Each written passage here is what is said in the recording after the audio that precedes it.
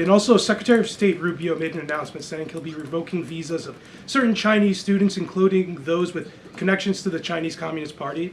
Does that include sons and daughters of politicians, presidents, and chairmen? Again, Secretary of State Rubio has the right to revoke visas, and he made the announcement that the State Department will begin to aggressively revoke those visas of Chinese students who are in our country, namely those with Chinese Communist Party ties, or those who could be a threat to our national security and the interests of the United States. So a Chinese Foreign Ministry spokesperson today said that the U.S. imposed harmful measures like new chip controls and pledging to revoke Chinese student visas. So are the Chinese the victims in this trade back and forth? Look, I don't think anyone is the victim. These are two strong countries, and as I said, the president has a good relationship with China's president and leader, and that discussion will take place later this week. Reuters was reporting that there is a letter that is meant to be sent to other countries, which would give these countries a deadline of Wednesday to produce their best offer on the trade matter.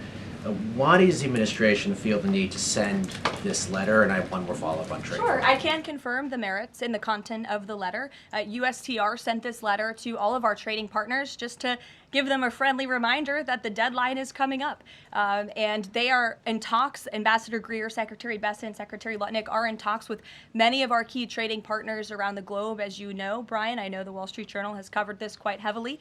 And they continue to be engaged in those discussions. And this letter was simply to remind these countries that the deadline is approaching and the president expects good deals, and we are on track for that, I will emphasize. On the trade side, though, when the deal with the United Kingdom, there was this idea of a reprieve on the auto tariffs.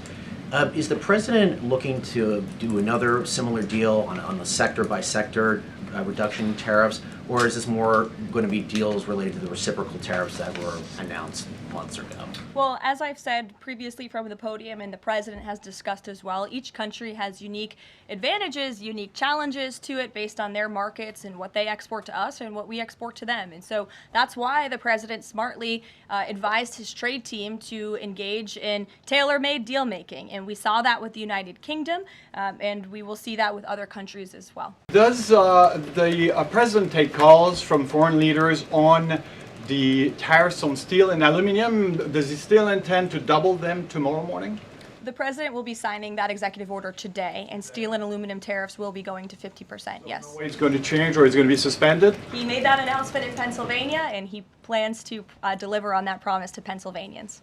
What other authorities is the president looking at for tariffs should the decision in the appeals court not go his direction? Well, right now, his tariffs remain in effect. We spoke at length in my briefing last week about that decision that came down from the International Trade Court, which has been put on pause because the president absolutely does have the authority to implement tariffs and to declare a national emergency for our crippling trade deficit. He could always have the power to use Section 202 or Section 301 as well to impose tariffs if he deems necessary, especially Section 202 tariffs, which are sectoral, as you know, to protect our critical supply chains here at home. Caroline, one more on Ukraine, Go ahead, please. Jonathan.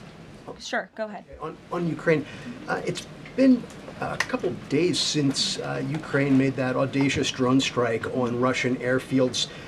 The president hasn't said a word about it, and usually he's not shy about making his thoughts known on the war, or it's not bad, on the war or any other subject. What have you heard from him on this audacious drone strike? Is he surprised? He said that Zelensky didn't have the cards when they met in the Oval Office a few months back.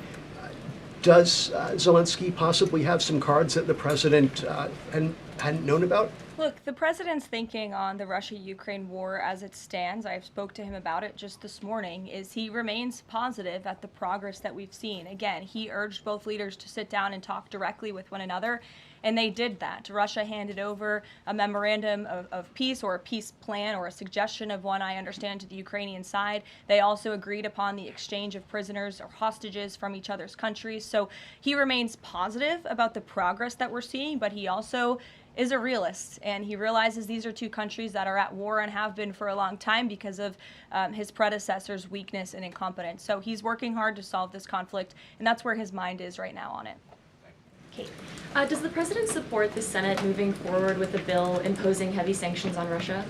Look, the president has spoken about his position on sanctions on Russia. He has smartly kept this as a tool in his toolbox if necessary. But I think the Senate and everyone on Capitol Hill respects the president is the commander-in-chief for a reason.